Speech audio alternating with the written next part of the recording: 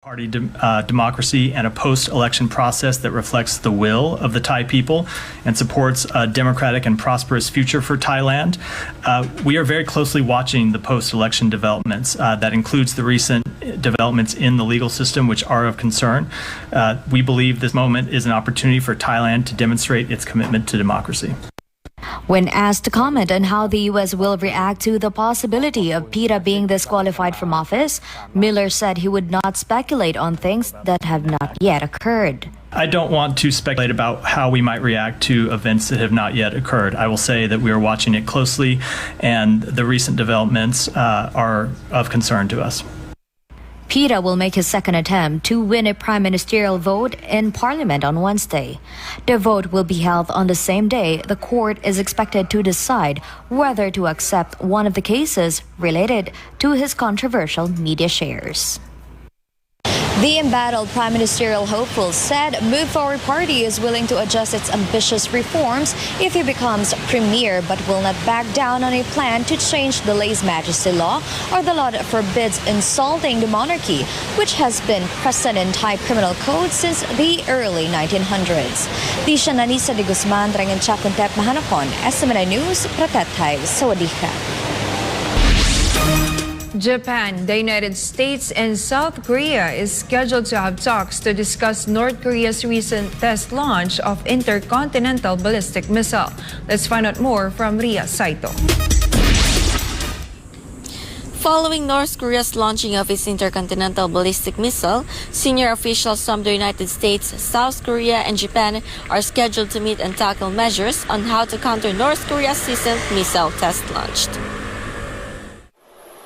The planned talks were made by the U.S. State Department and announced Monday following North Korea's latest provocation by launching its first solid-fuel intercontinental ballistic missile, the Hwasong-18. The meeting that will be held on Thursday in Karuizawa, southeastern part of Nagano Prefecture, that will be attended by senior officials from Japan's Foreign Ministry's Asian and Oceanian Affairs Bureau, Funakoshi Takehiro, U.S. Special Representative for North Korea, Ambassador Sung Kim, and Special Representative for Korean Peninsula Peace and Security Affairs Kim Gun. It can be remembered last Wednesday, July 12th, North Korea had its test launch of Hwasong-18 that fell into the sea 250 kilometers west of Okushiri Island, Japan's northernmost main island of Hokkaido. The talks will be chiefly about how to respond to North Korea's series of missile test launch, since the three leaders are concerned that North Korea will likely conduct more missile launches and its seventh nuclear test.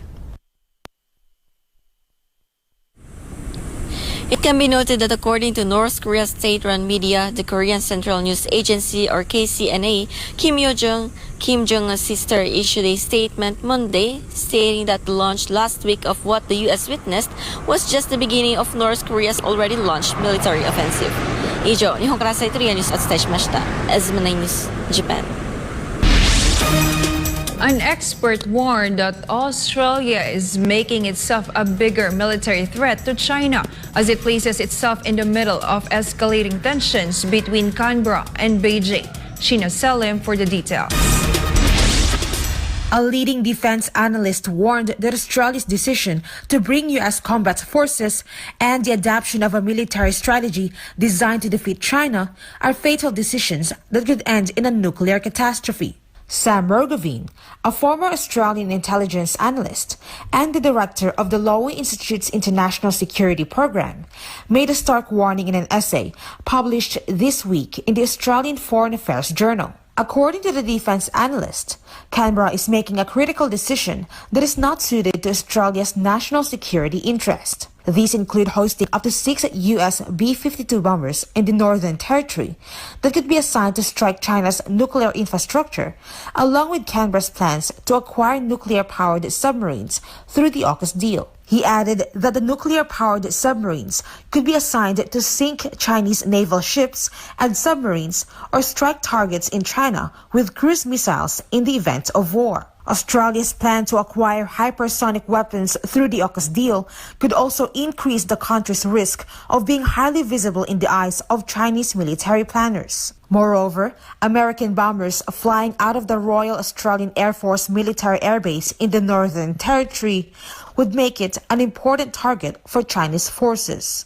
The expert proposed that Australia's previous notion that it is likely to be safer within the alliance needs to be reevaluated.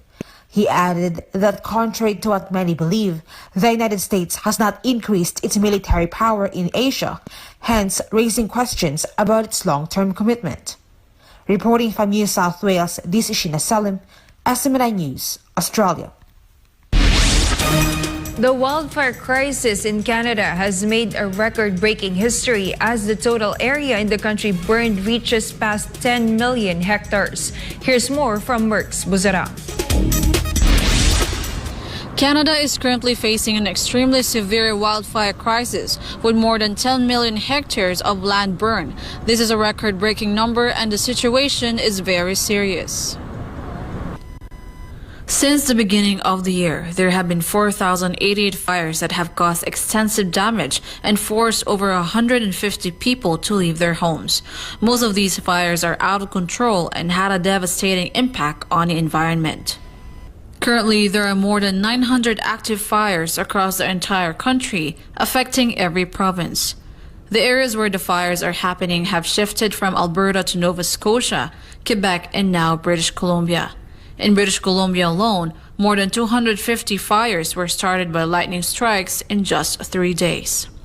Sadly, another firefighter have lost their life in the Northwest Territories, adding to the recent death of 19-year-old Devin Gale in British Columbia.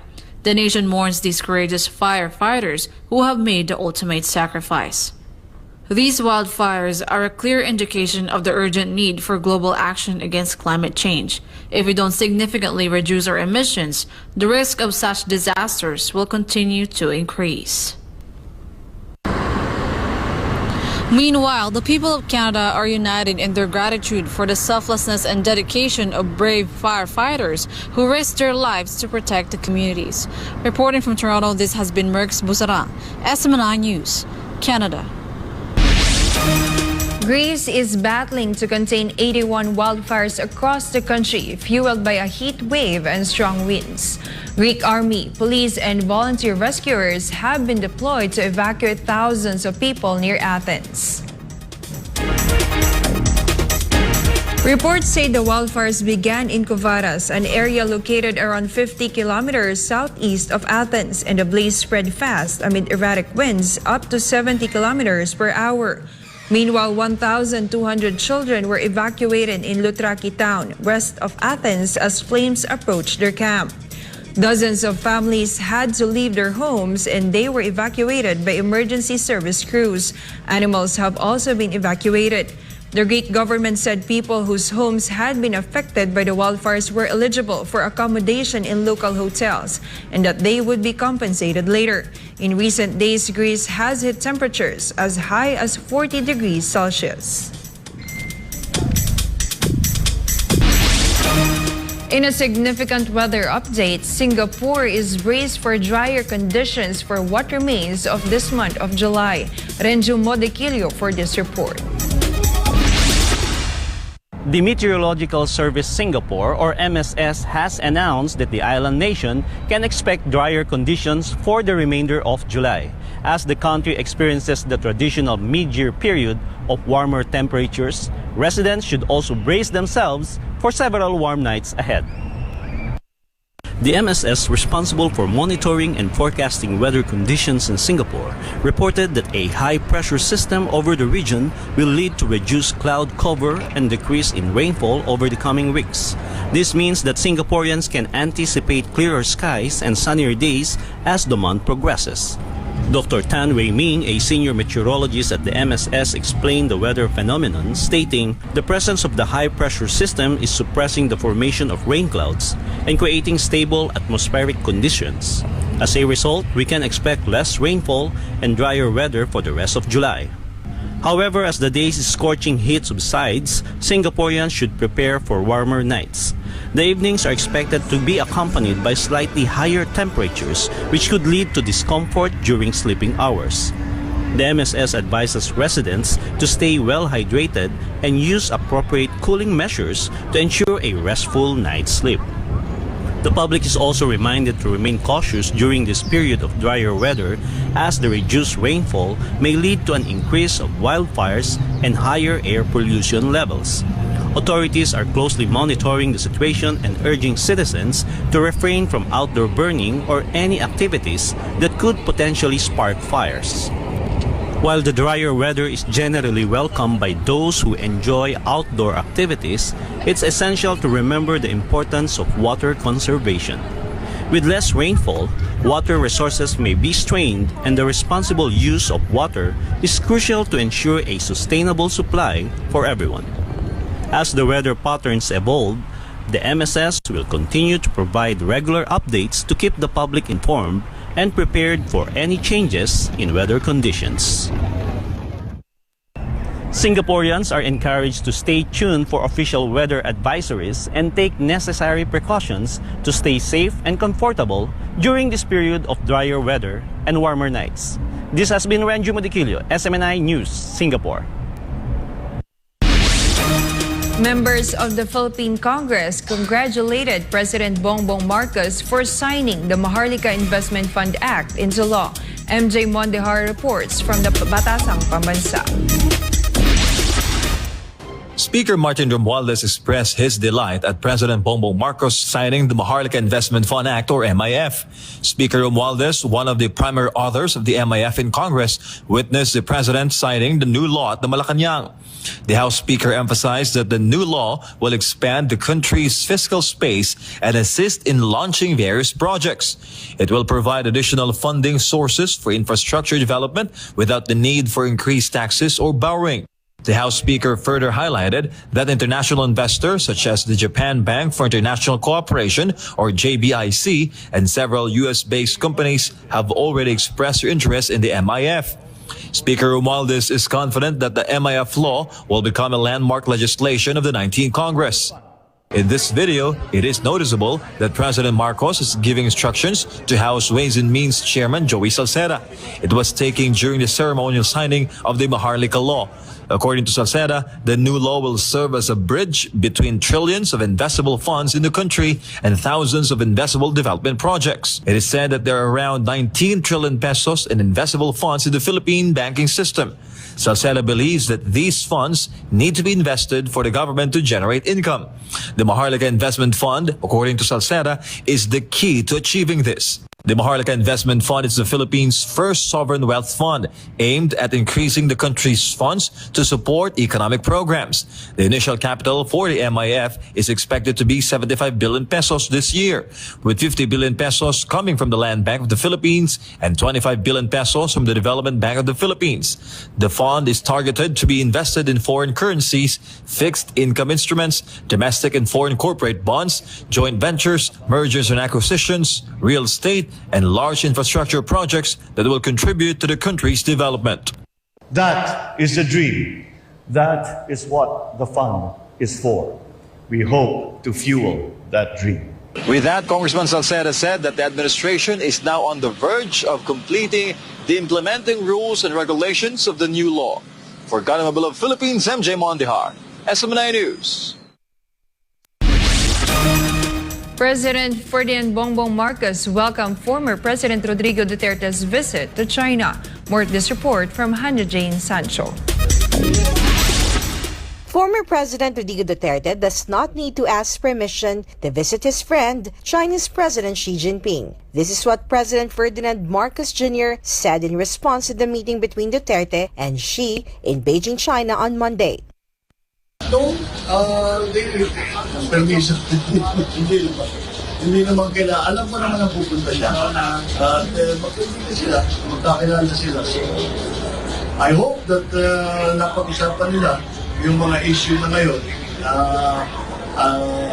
Mga nakikita natin, yung shadowing, all of these things that we're seeing now. I hope na napag-usapan nila. Para naman magkaroon tayo ng progress. Kasi yun naman talaga hapon natin. Patuloy ang pag-uusap. President Marcos said he is open to having a new line of communication with China through former President Duterte. I welcome any new lines of communication. If that is President PRRD, then good. hindi importante sa akin kung sino, kung ano, basta may makausap sila, baka makatulong. So, I hope, I'm sure that we will have hindi naman report, but I'm sure he will be able to tell us what happened during the conversation and see how it affects us. Former President Duterte and President Xi Jinping met at the Diaoyutai State Guest House in Beijing, with Xi telling Duterte that China is ready to promote steady and sustained relations with the Philippines. Xi also praised Duterte's significant contributions to bring the Philippine-China relations back on the right track. The relationship between the Philippines and China significantly improved under the Duterte administration, following several years of tension that sparked during the administration of former President Noynoy Aquino. For God and my beloved Philippines, this has been Hannah Jane Sancho, SMNI News. The Philippine Department of Environment and Natural Resources emphasized the need to improve the work conditions and living conditions of waste pickers. The agency explains that their role is critical and important in the solid waste management efforts in the country. Jason Rubrico tells us more. In the face of the worsening plastic pollution problem in the Philippines, the Department of Environment and Natural Resources, or DENR, sees the need to improve the working condition and state of life of those in the informal sector who are part of solid waste management. Environment Secretary Antonia Loizaga specifically talked about the waste pickers. We need to invest in capacity building to transform their vulnerability. This sector is still locked out of the value chain of solid waste management, but they are in fact critical and essential as a part of the supply chain. Loizaga said since the Extended Producer Responsibility Law has been enacted, there will be an opportunity for government and everyone to promote social inclusion. This includes, according to the Secretary, improving the livelihood of waste pickers and their communities through the development of alternative livelihood opportunities. Loizaga also emphasized the importance of working with local governments for the implementation of various programs to improve the status of the said sector. We need to partner with LGUs to roll out financial literacy programs and to build the skills of this particular sector for entrepreneurship and other types of activities in order for them to build capital to transform their current situation. Loizaga said it is also necessary for local government units or LGUs and other sectors to implement a robust system of data recording, tracking, and reporting. Through this, she said, the direction and the strategic impact of social protection programs will be enhanced and will direct them specifically to address this sector's needs. According to the DENR, the Philippines generates 61,000 metric tons of solid waste daily, 12 to 24% of which are plastic waste. DENR added that Filipinos utilize more than 163 million plastic sachet packets, 48 million shopping bags, and 45 million thin film bags daily, 33% of which is disposed in landfills and in dump sites, and around 35% actually end up in open environments, including oceans. For God and my beloved Philippines, I am Jason Rubrico, SMNI News. More news when Newsline World returns.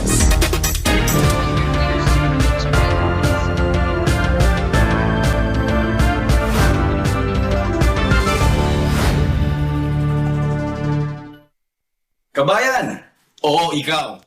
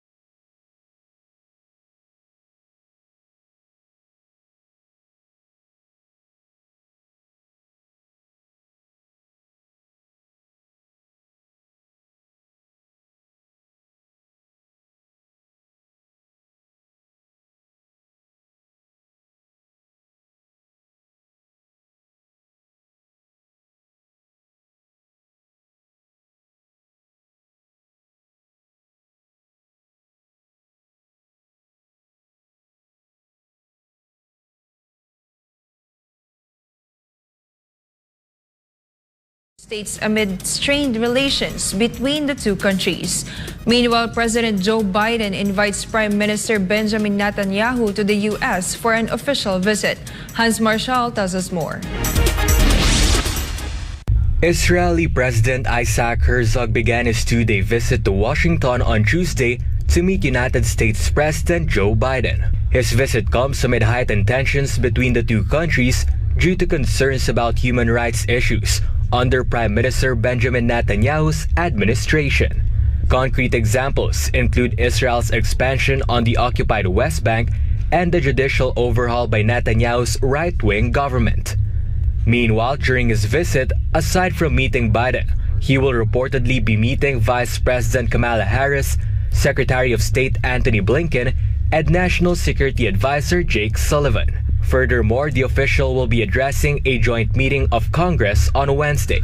Still concerning Washington-Jerusalem relations, Biden has invited Netanyahu for an official visit later this year. The invitation comes after a long delay due to concerns about the aforementioned alleged human rights issues happening in the Middle Eastern country. According to reports, Biden extended the invite during a phone call between the two leaders. A senior U.S. official said that Netanyahu has agreed to meet Biden, but it is still not clear whether the meeting would take place at the White House. This is Hans Marshall reporting, SMNI News. America's bilateral relations with Israel continues to go down the drain, with former Israeli Prime Minister Yair Lapid warning that his country's relations with the U.S. have deteriorated so much under the leadership of Prime Minister Benjamin Netanyahu. Jayne Domingo reports. The United States is no longer Israel's closest ally. This was said by Israeli opposition leader and former Prime Minister Yair Lapid on Monday at a faction meeting of his Yesh Atid party. Lapid argued that the government of Netanyahu is destroying the alliance with the United States by trying to pass controversial judicial reforms. In an interview with the Israeli media, Lapid said, and quote, "The Americans say they have no shared values with this government. It affects every aspect of U.S.-Israel relations, their attention and their willingness to leave their comfort zone for Israeli interest. They will not do it for the most extreme government in the history of the country." End of quote. Netanyahu has spent 12 years as the Prime Minister of Israel. But in June 2021, a coalition led by Lapid ousted Netanyahu from his position. He later returned as the Prime Minister of Israel after winning the December 2022 election. Meanwhile, in late March, U.S. President Joe Biden raised concerns about the democracy of Israel over months of protests due to the proposed judicial reforms. Biden said, and quote, "Like many strong supporters of Israel, I'm very concerned. I'm concerned that they get this straight. They cannot continue down this road. Netanyahu won't be invited to the White House in the near term." End of quote. However, Israeli Prime Minister Benjamin Netanyahu responded to Biden, saying that Israel is a sovereign country and makes decisions by the will of its people and not based on pressures from abroad, including from the best of friends. Israeli National Security Minister Itamar Ben-Gvir also blasted Biden, saying that the U.S. president needs to understand and that he expects Biden to understand that Israel is no longer a star on the American flag and that Israel is a democratic country. It can be remembered that on Monday, Biden invited Netanyahu to visit the White House later this year. This comes after the American government criticized West Jerusalem's approval for a Jewish-only settlement in the West Bank. Biden's recent invitation also comes after he criticized the Israeli government's cabinet by calling them a part of the problem in the Palestinian conflict. Reporting for Newsline World, this has been Jayne Domingo, SMNI News. Russian President Vladimir Putin made a chilling warning following the arrival of cluster munitions sent by the United States to Ukraine. Carlo de la Peña for the details. Comments American officials recently confirmed that cluster munitions provided by their country have already arrived in Ukraine amid opposition from international organizations, allies, and NATO member states. To this, Russian President Vladimir Putin warned that if Ukraine uses such weapons on the battlefield, then his country reserves the right to retaliate in kind. Putin said the U.S. administration itself gave an assessment of these munitions through the mouths of its employees some time ago, calling the use of these munitions a crime. The Russian president believes cluster munitions should be regarded. Putin is likely referring to a statement made by ex-White House Press Secretary Jen Psaki in February 2022. There are reports of illegal cluster bombs and vacuum bombs being used by the Russians. If that's true, what is the next step of this administration, and is there a red line for how much violence will be tolerated against civilians in this manner that's illegal and potentially a war crime? It would be. I don't have any confirmation of that. We have seen the reports. If that were true, it would potentially be a war crime. Meanwhile, Putin said his country has huge stockpiles of various types of such weapons, and so far he has not used them despite the shortage of ammunition at certain points. Putin's claim of not yet using cluster munitions is in contrast to some international organizations claiming that both Russia and Ukraine are using the controversial weapons since the conflict broke out in February 2022.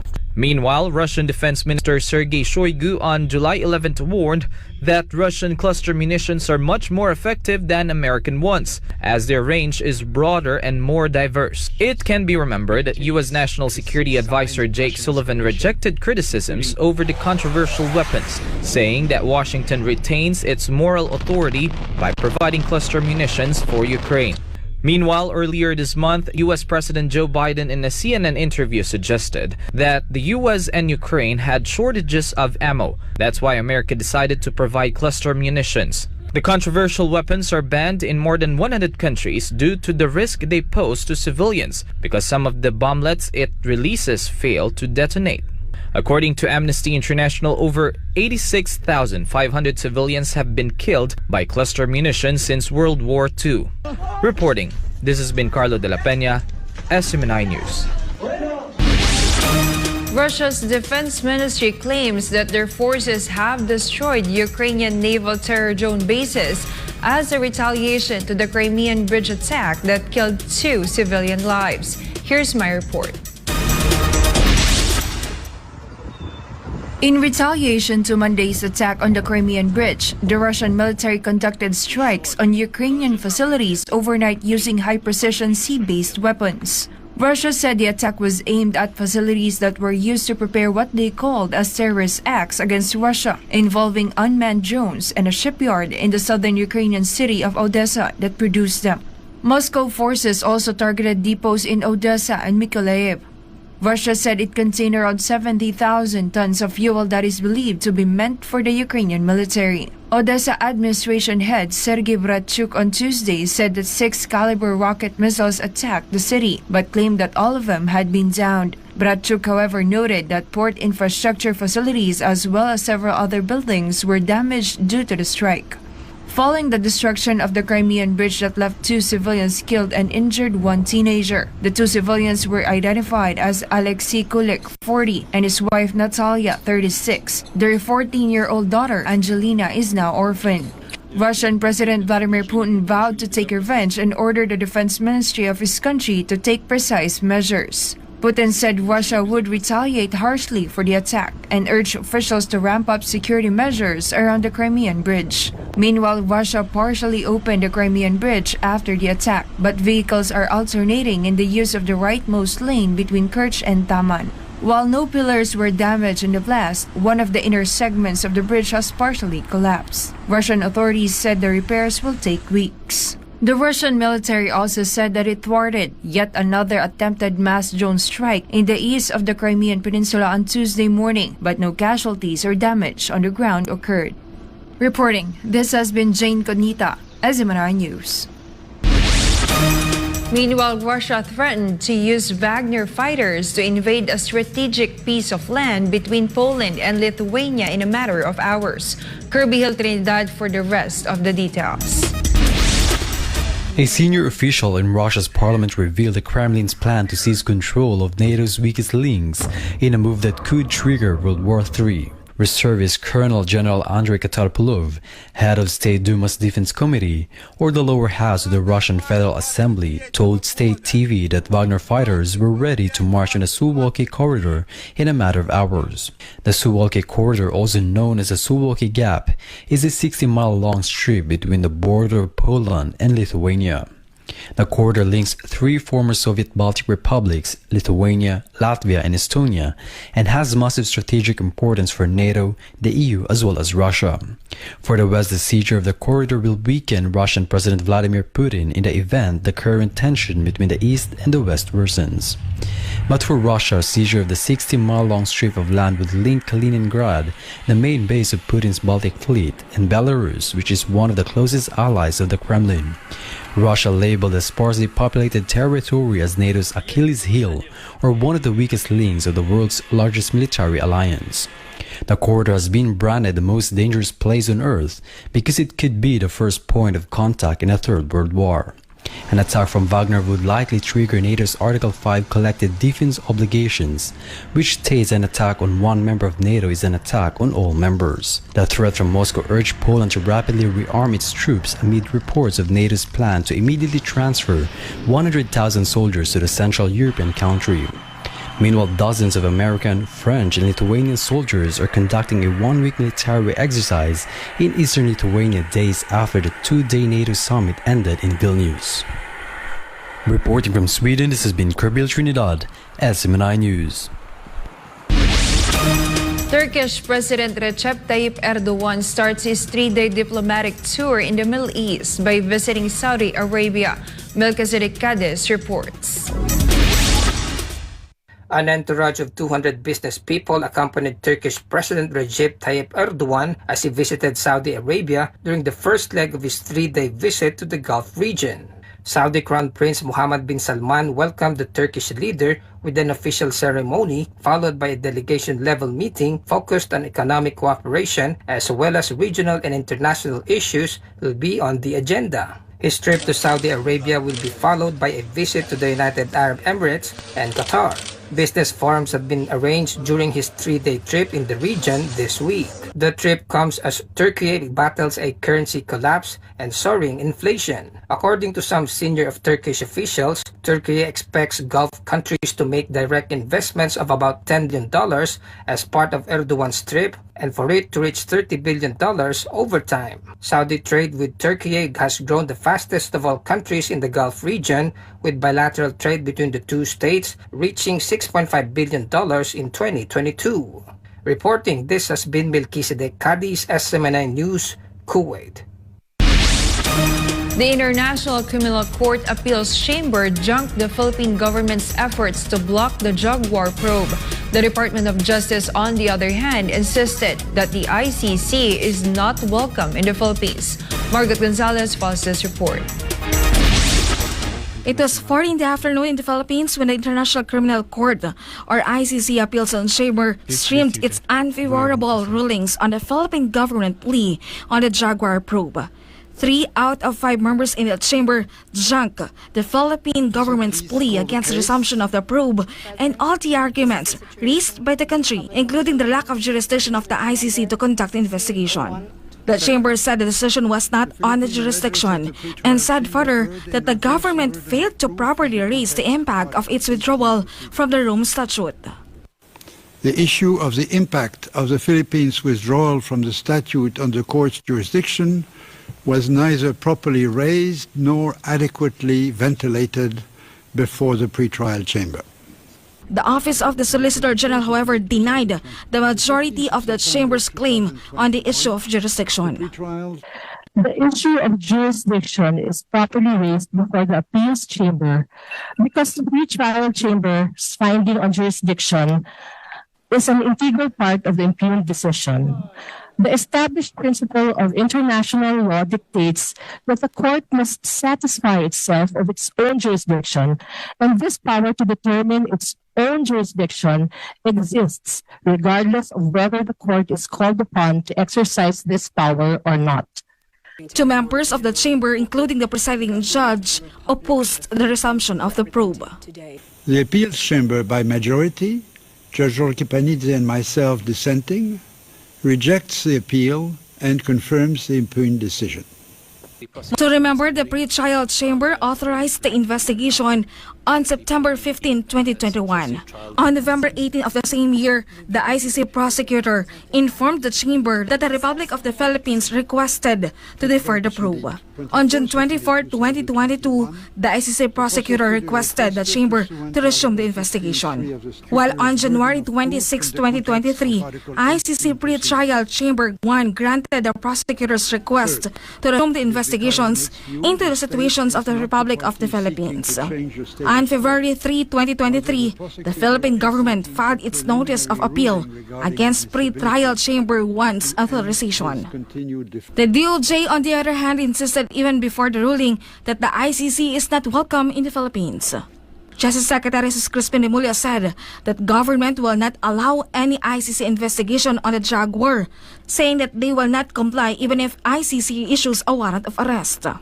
Hindi, wala silang gagawin dito eh. Wala silang kinalaman sa atin dito. At anong gagawin nila? Papasukin nila tayo? Gusto ba nilang pasukin tayo bilang isang kolonya na naman? Tapos na yun eh. Ginawa na tayong kolonya dati ng Espanya, ginawa na tayong kolonya ng Amerika, ginawa na tayong kolonya ng Japan nung araw. Pero tama na. Hindi sila welcome sa Pilipinas. Tayo po ay very hospitable people. Kaya lang, pagka pakikialam na ang gagawin nila, ay hindi po tayo papayag. Secretary Remulla said that politics has influenced the rulings. Politika yan. It's going to be a political, in the end, ang gana niyan ay politika. Katulad ng paglapit ng mga CPP, NPA sa United Nations nung araw, pinupolitika nila. Ganun din yan. Naghaharap sila ng international forum para idulog yung kanilang politika sapagkat hindi nila maidulog dito sa ating bansa. Philippine Government Foreign Counsel Sara Bahadfel emphasized that the Philippines has legal remedies should the ICC insist on arresting individuals, assuring that despite the rulings, the ICC cannot impose police power. Just to emphasize that there are no police powers for the ICC. It's important to note it does not have any enforcement powers. As I mentioned, it's very much reliant on the cooperation of states parties. For God and my beloved country, this has been Margaret Gonzalez, SMNI News. Today, we'll look at artificial intelligence, which has become immensely popular this year with the emergence of ChatGPT, the AI text chatbot. While some call the technology hype, others say it will be transformative for societies. Regardless, governments around the world are now looking at ways to regulate this industry, which is growing rapidly. Let's hear more of this story from Yang Chengxi. Thing that's been preying on the minds of people recently. Is the world about to be transformed through artificial intelligence?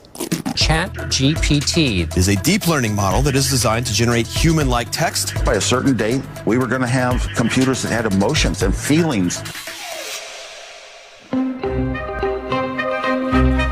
The recent explosion of consumer-use generative AI actually goes far beyond text chatbots. Hello. I'm an alternate version of you. I'm younger and better looking, but my face doesn't exist in the real world because I'm created by a combination of AI tools. With a few commands, I can be in another place, transform into another person, and speak in another voice. If I'm plugged into ChatGPT, I can even answer all your questions. This trend could look cool to some, but concerning to others. A recent open letter by leading AI experts called for a pause in the development of more powerful models. Some even fear that AI could ultimately turn supervillain. It's called the Terminator scenario. Let's not get ahead of ourselves. So, what potential harm could advanced AI tools like ChatGPT do to society? Let's see. Among other issues, they could create biases, spread misinformation, and violate privacy. So it is important to establish ethical frameworks and regulations.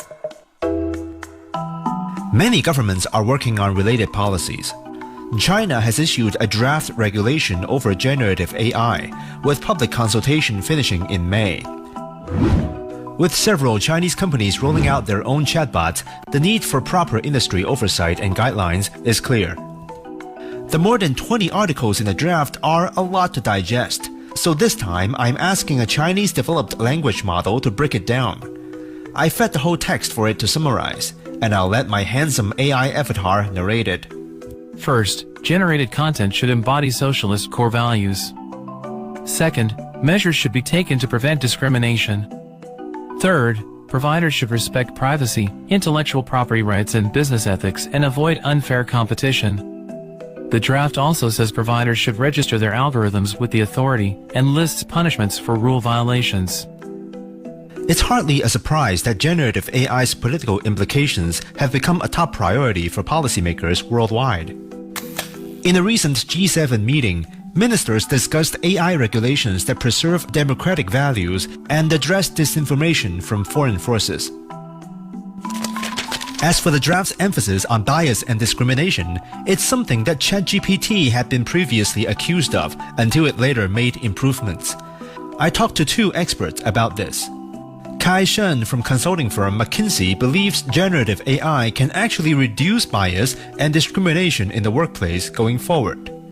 In some ways, I actually think that with AI, it's becoming more objective because there's actually ways you can go and look at the decision making, actually detect biases. It helps you to make better decisions. And if you think about a large company, probably on the order of hundreds of decisions that are being made, and if you can improve the accuracy and the quality of each decision by just 2 or 3%, the impact is massive. But experts do remain vigilant. To avoid illicit AI-generated results requires proper training for technicians who train AI models. Ken Zheng from financial service firm PwC also discussed the importance of human guardrails in companies that use these services. It's really have a human agency to look at all the results, to look at all the errors and the bias and the performance instability, just to assess whether the model itself gives consistent result and able to explain the result efficiently to address all the questions raised through the process. We call it explainable AI.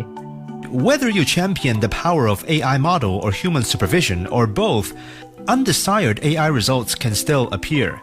When they do, enforcing proper punishment is a whole other challenge for regulators. There are concerns that experts have raised but do not yet have conclusive answers to. Article 5 of the draft is an example. It says that the providers of generative AI services should assume the responsibility of the content producer. Well, then what about the users who gave the commands that generated the illicit results? Who's more responsible? When AI's content generation mechanism is this complex, assigning culpability might not be as clear-cut a matter as it seems. Their filtering mechanisms can be easily bypassed by malicious users, which can result in the generation of illegal content. This is a glaring issue that warrants continued research on policy and tech solutions. Qihu 360, a Chinese internet security firm, has been entrusted by the Ministry of Science and Technology with the responsibility of conducting collaborative AI safety research with domestic partners, a delicate task. There are many uncertainties regarding its security risks and how it would develop. If we impose overly strict regulations on it from the beginning, it may stifle innovation.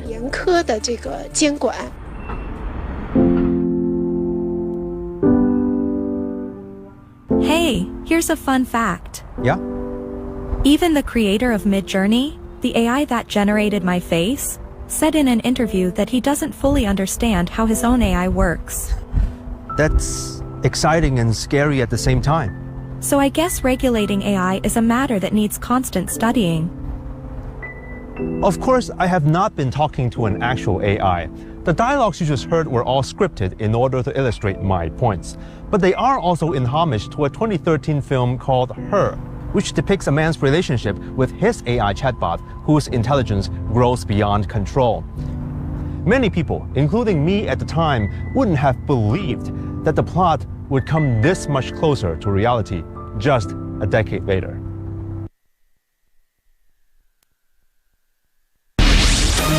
Meanwhile, the Australian state of Victoria has officially cancelled its plan to host an international multi-sport event in 2026. The much-awaited Commonwealth Games was supposed to gather athletes from dozens of countries worldwide, including the former territories of the British Empire. Sasha Haza has the news. In a media conference held on Tuesday morning, Victorian Premier Daniel Andrews just made a disappointing announcement regarding the 2026 Commonwealth Games. The Premier has confirmed that the Games will no longer be taking place in the Australian state as planned. Speaking in front of a group of reporters, Andrews revealed that the primary reason for the cancellation is the immense financial burden associated with hosting such a large-scale event. For the Victorian Premier, spending between 6 to 7 billion Australian dollars for a 12-day sporting event does not represent value for money but rather all cost and no benefit. The initial budget to host the Games in 2026 was initially declared at $2.6 billion. However, the cost eventually piled up to $6 billion and was predicted to exceed more than that. Andrews acknowledged the potential benefits that the Games could have brought to Victoria, such as economic growth, increased tourism, and international exposure for the Australian state of more than 6 million people. He added that the decision to cancel the Games was made after careful deliberation and consultations with various stakeholders, including the Commonwealth Games Federation, as it became clear that the costs involved would pose a significant strain on the Australian state's resources. The disappointment is palpable among athletes, sport fans, and the broader community, and has left many athletes who have been training tirelessly heartbroken at the announcement. However, the Premier emphasized that this cancellation does not signify the end of Victoria's aspirations to host major sporting events, and assured that efforts would be made to support these athletes as well as explore alternative opportunities for them to showcase their talents. The cancellation of the 2026 Commonwealth Games in Victoria, announced 973 days until the start of the event, has undoubtedly dealt a blow to the sporting community. Athletes who have been training for years find themselves grappling with disappointment. Nevertheless, Victoria's commitment to future opportunities demonstrates resilience and a determination to bounce back. Reporting from Sydney, this has been Sasha Hassa, SMNI News, Australia. And before we end, may you be inspired with the message of the appointed Son of God.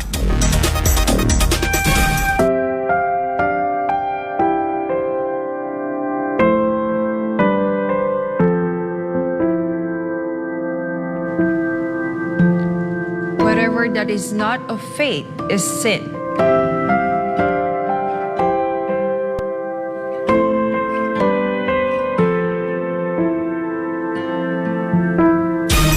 And that's all for today's edition of Newsline World. For more news update, you may visit SMNINewsChannel.com or follow us on our official social media accounts on Rumble, Facebook, and Twitter. For God and my beloved country, the Philippines, I'm Jayne Codnita. Thank you for watching Newsline World, and thank you to our beloved Pastor Apollo Sikibuler, for the opportunity to be part of this program. May you continue to listen to SMNI as it delivers nothing but fair, truthful, and balanced news, because SMNI is your source of credible news.